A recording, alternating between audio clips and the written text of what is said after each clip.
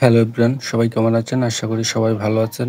আজকে আমরা যাচ্ছি পাঁচগাঁও। তার একমাত্র কারণ হচ্ছে আমাদের বোনজামাই। সে অনেকদিন পরে শ্বশুর বাড়িতে আসছে, বলতেছে নিয়ে যাওয়ার জন্য যদি না নিয়ে যাই তাহলে কষ্ট পাবে। অনেক বৃষ্টি হচ্ছিল, তাই আমরা একটি অটো নিয়ে নিলাম যেন বৃষ্টি আসলেও কোনো সমস্যা না হয়। রাস্তাও এতটা ভালো ছিল না, কিন্তু বৃষ্টি হওয়ার কারণে চারপাশটা দেখতে অনেক ভালো লাগতেছিল। দেখুন, একটি তাল গাছে প্রচুর তাল আসছে। এদিকে একজন মোটরসাইকেল নিয়ে পড়ে গেছে, এখন গাড়িটা তুলতে লজ্জা পাচ্ছে। গাড়ি নিয়ে পড়বেই না কেন? রাস্তায় তো ভালো, রাস্তায় হাঁটু পরিমাণ জল। রাস্তায় জল থাকার অন্যতম একটি কারণ হচ্ছে এখন প্রায় মাঝে মধ্যেই বৃষ্টি হচ্ছে, আর রাস্তা প্রচুর পরিমাণে ভাঙ্গা। এই ভাঙা রাস্তা দিয়ে মানুষ চলাচল করে এবং বাংলাদেশের বিভিন্ন জেলা থেকে ঘুরতে আসে এই পাঁচগাঁও, এবং এই রাস্তা দিয়েই যেতে হয়, কারণ এই রাস্তাটি হচ্ছে কলমাকান্দা থেকে পাঁচগাঁও যাওয়ার সহজ রাস্তা। আমরা চলে আসলাম পাঁচগাঁও বর্ডার রাস্তা, যা দেখতে অনেক সুন্দর। যেহেতু পাহাড়ি এলাকা, বৃষ্টি হওয়ার কারণে চারদিক সবুজের সমারোহ।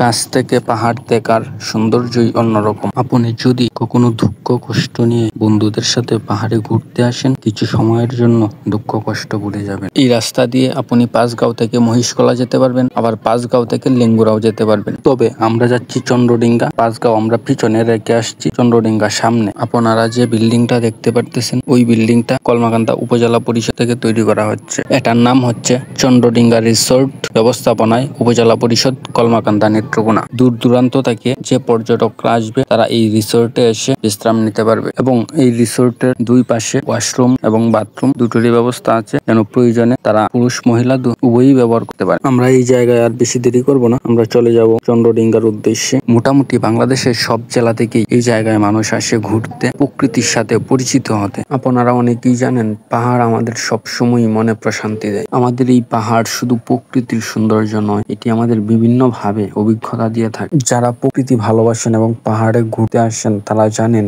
পাহাড়ের সৌন্দর্য আমাদের অনেক কিছু শেখায়, যা প্রকৃতির মাঝে প্রশান্তি খুঁজে নেওয়া যায়। এই গেটটি পাস করতে হলে আপনাকে অবশ্যই সকাল থেকে দুপুরের মাঝামাঝি কোনো সময় আসতে হবে, কারণ বিকেল দিকে আসলে বিজেপি মাঝে মধ্যে ভিতরে প্রবেশ করতে দেন। আপনারা যে কসমেটিক্স, সাবান এবং চকলেট গুলা দেখতে পারতেছেন, ওইগুলা সবই হচ্ছে ইন্ডিয়ান প্রোডাক্ট। আপনি যদি নিতে চান বা জায়গাটা সম্পর্কে জানতে চান, তাহলে কমেন্ট করে জানান। আপনি যদি কখনো পাহাড়ি এলাকায় আসেন, তাহলে পাহাড়ি মানুষের জীবন ও জীবিকা সম্পর্কে ভালো একটি ধারণা নিতে পারবেন। এবং আমি পাহাড়ে ঘুরতে গিয়ে দেখলাম একজন বয়স্ক মানুষ একটি ছড়া থেকে খাবার পানি সংগ্রহ করছেন, এবং আমার মনে হলো আমাদের টিউবওয়েলের পানির থেকেও এই পানি স্বচ্ছ। তিনি ছড়ার পাশে একটি সুন্দর করে গর্ত তৈরি করেছেন, যা থেকে খাবার পানি সংগ্রহ করছেন। এই জায়গাটা দেখার জন্য নানান বয়সের পুরুষ মহিলা উভয়ই এসে থাকেন। পাহাড়ি এলাকা এত সুন্দর, যদি আপনি আসেন তাহলে পাহাড়ের মায়া পড়ে যাবেন। এই জায়গায় একটি ছোট ঝর্ণা আছে, এবং এই ঝর্ণায় অনেকেই গোসল করে থাকে।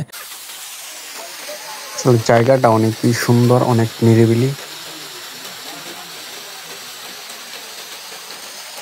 সবাই জায়গাটাকে অনেক পছন্দ করে থাকে। বিকেল দিকে প্রায় 3টা-4টার দিকে অনেক মানুষ এই জায়গায় এসে থাকে। জায়গাটা আসলেই সুন্দর। দেখুন, অনেক মানুষ ঘুরতে আসছে এই জায়গায়। আমরা যে জায়গাটায় আসছি, এই জায়গাটা ইন্ডিয়ার সীমানার অনেকটা ভিতরে এবং কাঁটাতারের বেড়ার বাইরে। এই জায়গাটা দেখতে সুন্দর, তাই অনেক মানুষ এই জায়গাটায় আসে, এবং এই জায়গাটায় বাংলাদেশের মানুষ সব সময় থাকে। মানুষ সব সময় থাকলেও কেন জানি না আমার একটু ভয় কাজ করছিল, তাই আমি এই জায়গা থেকে তাড়াতাড়ি চলে আসছি। আসার পরে যা দেখলাম, আমার কিপটা বোনজামাই একা একা পুরি খাচ্ছিল। পরে আস্তে করে তার পাশে গিয়ে বসলাম, সে না পেরে 2টা পুরি অর্ডার দিল। আপনাদের যদি কারো এরকম কিপটা বোনজামাই থাকে, তাহলে কমেন্ট করে জানান। বন্ধুরা, দোকানে বসার পর এমন একটা ভিউ পেয়েছিলাম, যা দেখতে অনেক সুন্দর ছিল। বন্ধুরা, পুরি চলে আসছে, খাবার সামনে রেখে বসে থাকা যায় না। ভিডিওটা কার কেমন লেগেছে কমেন্ট করে জানাবেন। Thank you বোনজামাই।